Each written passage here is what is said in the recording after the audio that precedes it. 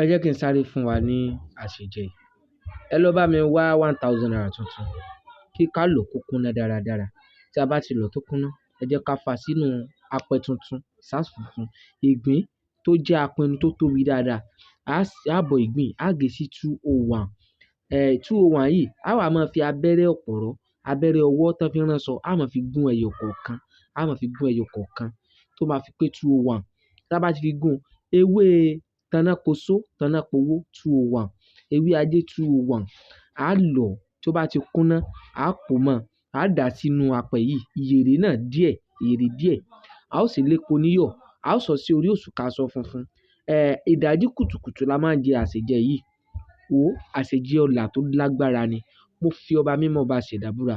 Bá mi pín, kó dẹ̀ like, kó comment. Wo tó bá ṣe tí ò bá rí bẹ́ẹ̀, pè mí ní ọmọ àlè. Ó confirm.